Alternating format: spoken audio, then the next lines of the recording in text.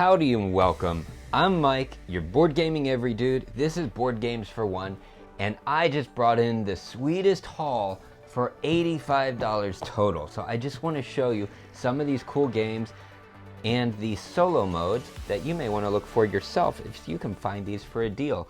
So we've got right here, let's get right into it. I was at Board Games for the Beach. It's in Wilmington, hosted by Cape Fear Games. I'm going to put a link to their website. They're just super cool. I have really enjoyed getting to know them. That game store has actually gotten me into the hobby. I really appreciate it. But this was a great fun event that we're going to go over in my whiskey chat, separate video. We're going to have some whiskey and talk about it. But anyway, they had a clearance sale or a ding and dent sale for board games. So these boxes have damage, but these are games that I have looked at, but I just wasn't sure if it really was for me. So the discount really makes it, so I want to give them a try. So I saw this here. This is a Stonemaier game called Pendulum, and this comes with a solo mode. Stonemaier has the Automa Factory. I really like that Jamie Stegmaier put such a focus on quality solo modes. I appreciate that. I would love to talk. Hey, Jamie, if you ever are on here, I would love to talk to you sometime and pick your brain about what makes a good solo mode and why you as a designer or as the owner, I believe you're the owner of Stonemaier Games, co-owner, forgive me for what I don't know. I would love to know kind of your take on why it's so important to put it in there and whether you play solo yourself. But anyway, that's over. Pendulum is a real-time solo game, so let's open it. It takes place in this fantasy world. Time conquers all. This fantasy world, there's an entire mythology, which I won't read through, but it's kind of a cool mythology of these timekeeping lords, and you are trying to basically become like the time masters or something like that. But I just want to show you, this isn't an unboxing, I just want to show you the board. It has two sides, I'm assuming for different player counts. But again, Stonemaier Games, it's always good quality, so I appreciate that. I got to punch these out still. Player boards, you've got your timers, so it's something where you turn over timers and you place them on different parts of the board, and you have to take actions before the timer runs out, and then I guess you flip it over, something like that. Or I have no idea. All I know is it's solo, real time, and I know it got some mixed reviews, but I don't care because I don't go by reviews, because things that I tend to like, whether it's movies, video games, books, don't tend to get the best reviews. Maybe I'm weird. I don't know. Final Fantasy VIII was better than Final Fantasy VII. I said it. Disagree? Let me know in the comments. Try and justify it. I dare you. You're wrong. Anyway. Also, if you are enjoying my videos, please do give me a like, so that more people can see this and learn about this amazing hobby. So much cool stuff, even if you're playing solo like I do. All right, so that's Pendulum. I'm looking forward to real-time solo experience. Rocketmen, Martin Wallace. I haven't played a Martin Wallace game yet that I'm aware of. If I have, I don't remember. But he's a popular designer. And Rocketmen it does come with a solo mode. It's 1 to 4 players, 60 minutes. And it's a deck builder. I do enjoy deck builders. I do. I don't play a lot of just deck building games, more like along the lines of Lost Ruins of Arnak or Rococo. I don't love Lost Ruins of Arnak. I love Rococo. There's some deck building in that. But it looks like that's what this has. I have no idea. All I know is you're Rocketmen and it's a deck builder. That's it. So let's take a look inside. Rulebook doesn't look too bad at all. Stay. Little tokens I got to punch out. Okay. And this is the board. So, you know, it's not like a miniatures or anything. Deck builder. We're building something to get into space. Here's a board. And forgive the light is tough. I'm working on, normally I have an overhead camera going, and I just didn't do it. Boy, that makes me so nervous.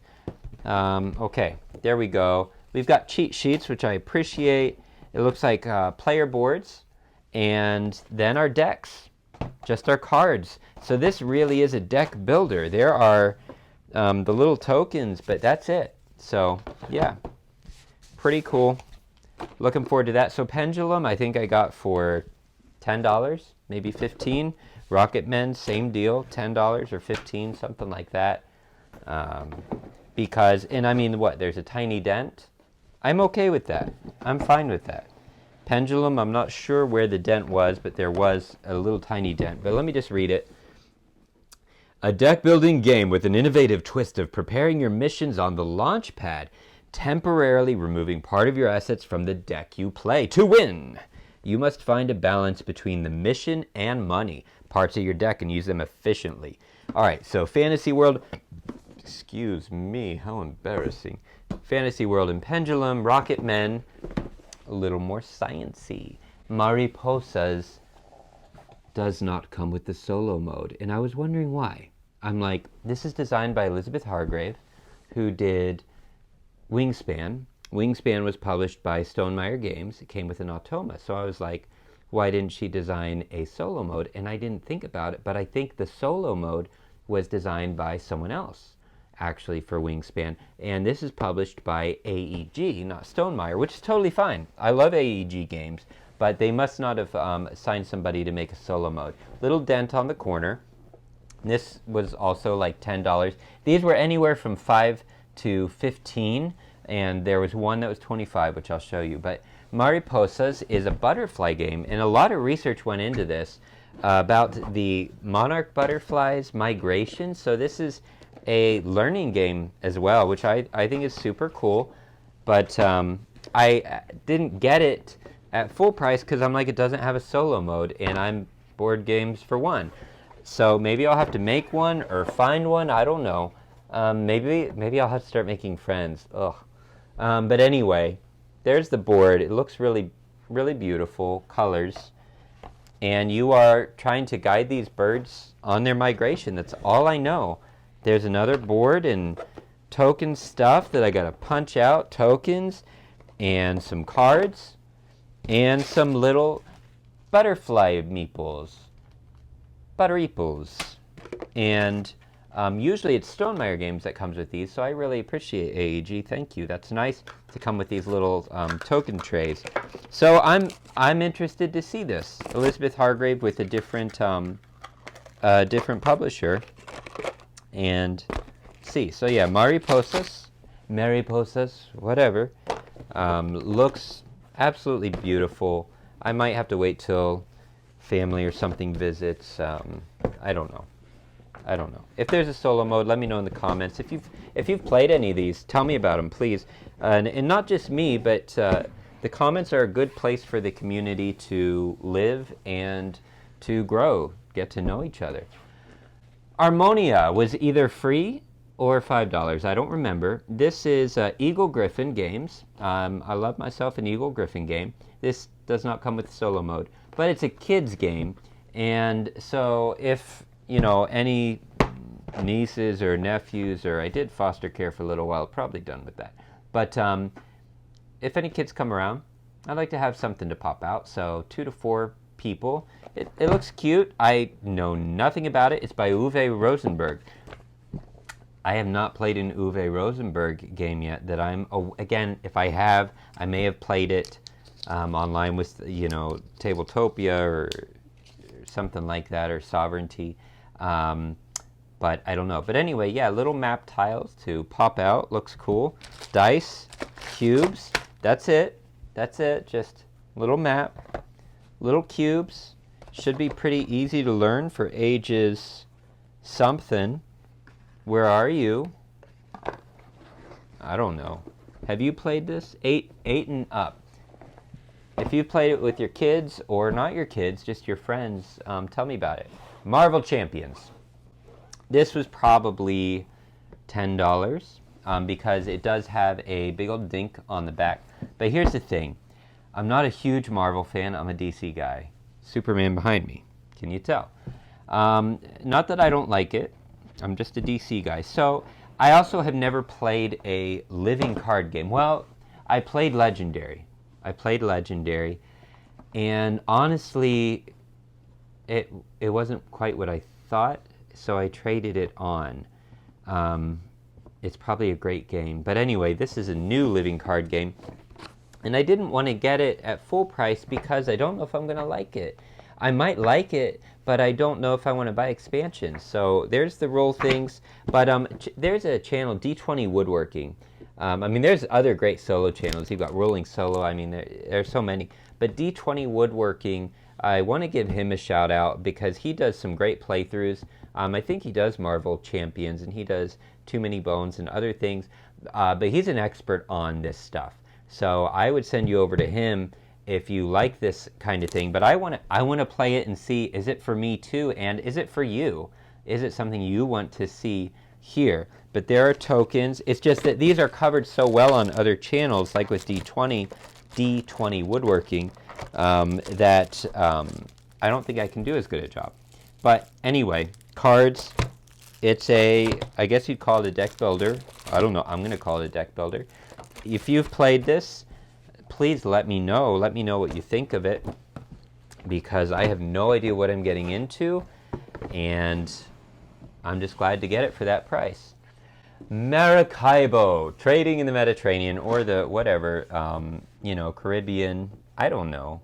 But this is Alexander Pfister, and a solo variant is included. So this is a classic Euro trading game. Boring, but it probably isn't, actually. So I've looked at it several times, and I was just like, jeez, that was thunder, scared the life out of me. The whole place shook.